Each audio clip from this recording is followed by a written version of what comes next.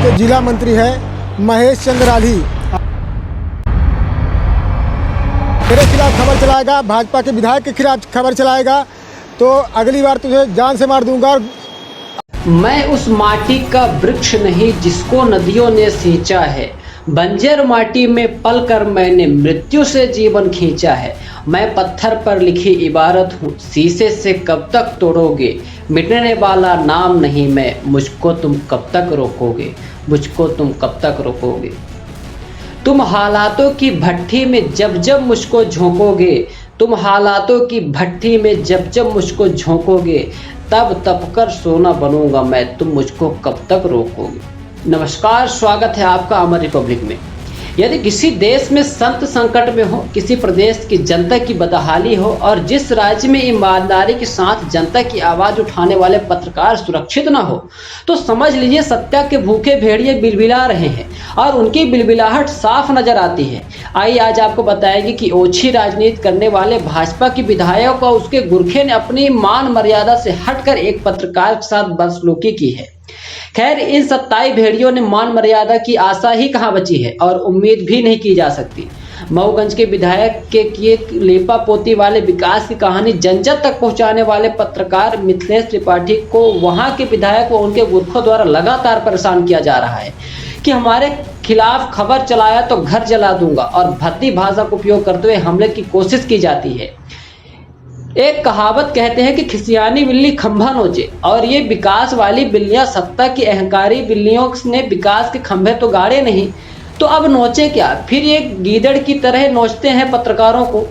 यदि मिथिलेश त्रिपाठी द्वारा तलैया वाली सड़क दिखाना, गड्ढों में सड़क को दिखाना, 10 मिनट की बारिश में मऊगंज सिविल अस्पताल के तलैया वाली तस्वीर दिखाना, एक पीड़ित गर्भवती महिला की नवजात शिशु की मौत की आवाज को जनता तक सुनाना गलत है, तो साहब दे दीजिए फांसी, दे दीजिए भाजपा सरकार की न्यायपालिका की सजा, जलवा दीजिए घर, लेकिन जनता के लिए मरते दम तक कलम की धार से मिथिलेश त्रिपाठी लड़ते रहेंगे।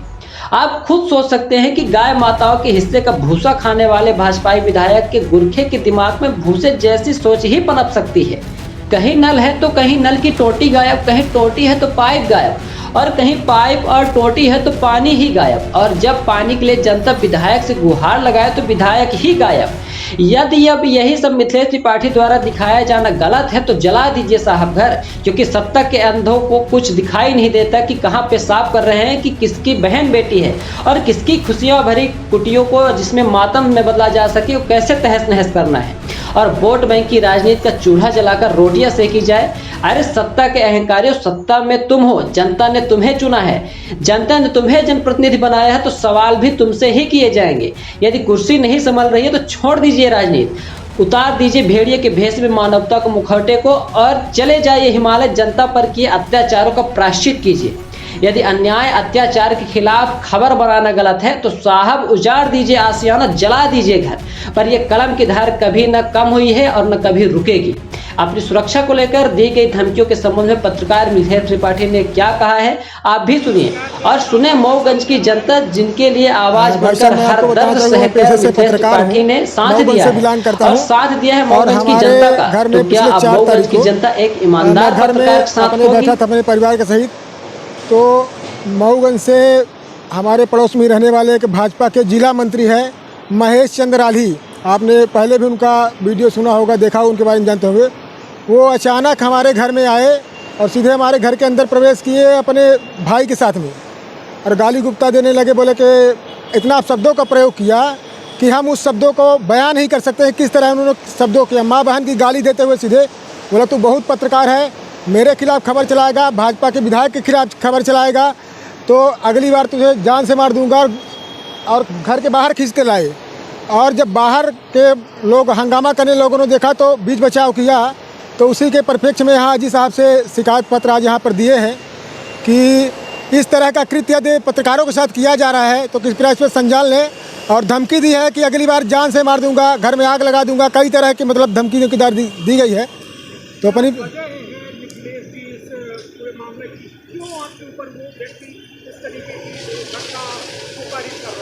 सबसे बड़ा सवाल है यह कि जो मऊगंज की दुर्दशा है, जो सत्ता में है तो सवाल उसी से किया जाएगा।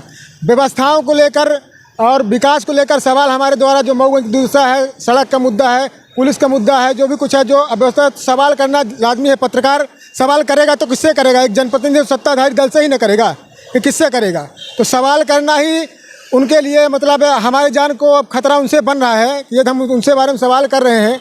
और वो भाजपा का जिला मंत्री हैं और वर्तमान में मऊगंज के शासकीय शहीद केदारनाथ महाविद्यालय से जन भागीदारी के अध्यक्ष हैं, जिनको प्रदीप पटेल ने बनवाया। वही उनका विकास यात्रा के दौरान जो उन्होंने पार्टी से इस्तीफा दिया था, उनका एक और कृत्य है, वो पटवारी के खिलाफ आत्मदाह के थे, उसको ट्रांसफ़र करवाने के लिए वो हमेशा कुछ करके ऐसा हाईलाइट सोशल मीडिया में बने रहना चाहते हैं। एक वजह ये भी मानी जा रही है उनका जी, जहाँ पर उन्होंने हमसे मोबाइल छीन कर फेंका। हम पड़ोस वाली दुकान में थे, उनको दिखाया कि भैया देखिए इनके खिलाफ मैंने कोई खबर भी नहीं चला है। मैं जैसे उनको मोबाइल पकड़ाया तो मेरे हाथ से मोबाइल छीन कर रोड में फेंका है। उतना फुटेज, चूँकि उनके दुकान का जो CCTV कैमरा है वो अंदर साइड पे, लेकिन थोड़ा सा उसका रिकॉर्डिंग उसमें आई है, उसमें फेंकते हुए स्पष्ट दिख रहे हैं।